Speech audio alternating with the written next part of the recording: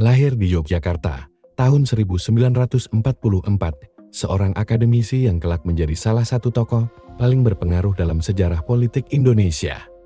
Ia tak memulai langkahnya dari panggung kekuasaan, tapi dari ruang kelas sebagai dosen, penulis, dan pengamat politik. Pendidikan tinggi ia tempuh hingga ke Amerika Serikat. Di sana, ia belajar tentang demokrasi, tentang sistem, dan tentang suara rakyat. Namun, sejarah tak mengenalnya hanya sebagai seorang intelektual. Saat angin reformasi mulai berembus di akhir rezim Orde Baru, suaranya menjelma menjadi gema perlawanan, gema yang mengguncang istana, menggerakkan massa, dan mengubah arah bangsa. Namanya adalah Amin Rais, tokoh reformasi, sosok yang kini dipandang berbeda oleh generasi berbeda.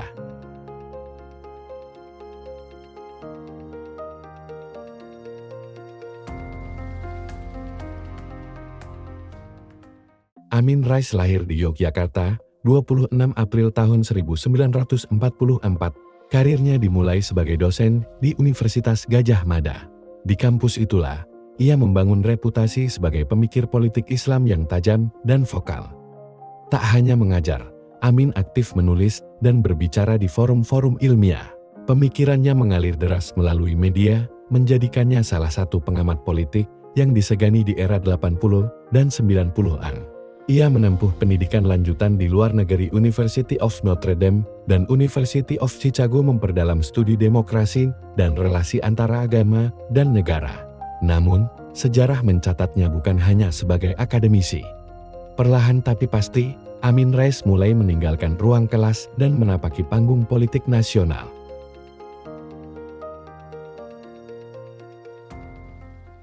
(1998) Indonesia berada di ambang krisis total, inflasi meroket, pengangguran meningkat, dan kepercayaan terhadap pemerintahan Soeharto runtuh.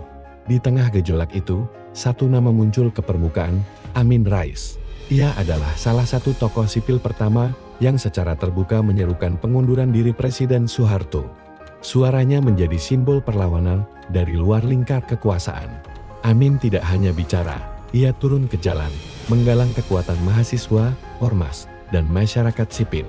Ia menjadi jembatan antara suara rakyat dan arus perubahan yang tak terbendung. Setelah lengsernya Soeharto, Amin Rais menjabat sebagai Ketua Majelis Permusyawaratan Rakyat periode tahun 1999 sampai tahun 2004. Di masa itu, ia turut mengawal amandemen Undang-Undang Dasar tahun 1945, mendorong pemilihan presiden langsung, dan memperkuat sistem demokrasi parlementer. Ia juga mendirikan Partai Amanat Nasional sebagai kendaraan politik baru pasca reformasi yang mengusung nilai demokrasi, keterbukaan, dan keadilan sosial.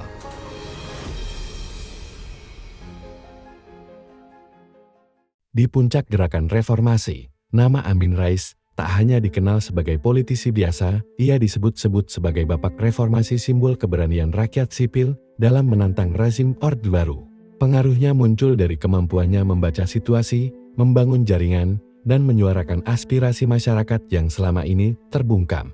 Amin punya posisi unik, akademisi yang paham teori, sekaligus aktivis yang paham medan. Ia mampu berdialog dengan mahasiswa, ormas Islam, hingga elit politik sekalipun. Sebagai ketua MPR, ia ikut merancang arah baru demokrasi Indonesia. Ia memimpin proses amandemen Undang-Undang Dasar tahun 1945, menghapus duifungsi ABRI, dan mendorong pemilu langsung sebagai wujud kedaulatan rakyat. Di balik semua itu, ia juga dikenal karena keberaniannya berbicara, tak takut berbeda pendapat, bahkan dengan penguasa sekalipun. Bagi sebagian orang, Amin Rais adalah suara nurani bangsa. Bagi yang lain, ia adalah tokoh keras kepala, tapi satu hal pasti, ia berperan besar dalam membentuk wajah demokrasi Indonesia hari ini.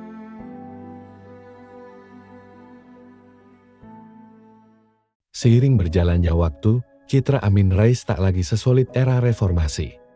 Beberapa pernyataannya menuai kontroversi.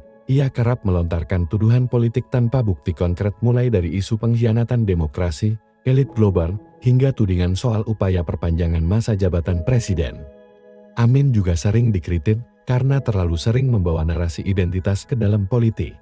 Hal ini makin terasa sejak ia mendirikan Partai Umat, partai baru yang lahir dari kekecewaan terhadap PAN, partai yang dulu ia bangun sendiri. Partai Umat dikenal dengan pendekatan yang lebih konfrontatif dan kerap diasosiasikan dengan kelompok politik Islam konservatif. Banyak yang menilai Amin Rais kini lebih sibuk menyerang lawan politik dibanding menawarkan solusi konkret.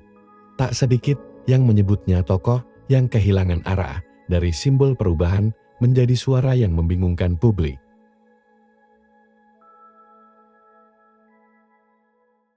Waktu terus berjalan, nama-nama besar era reformasi perlahan memudar, berganti dengan tokoh-tokoh baru, tapi nama Amin Rais masih bertahan meski tak lagi berada di lingkar inti kekuasaan. Namun bagi yang lain, Amin Rais dianggap gagal menjaga warisan yang pernah ia perjuangkan, terjebak dalam narasi konfrontatif, kehilangan arah, dan tak mampu lagi menjadi penyeimbang di tengah polarisasi politik yang makin tajam. Apakah ia mewariskan keberanian untuk melawan ketidakadilan? Atau justru warisan yang penuh luka dan perpecahan?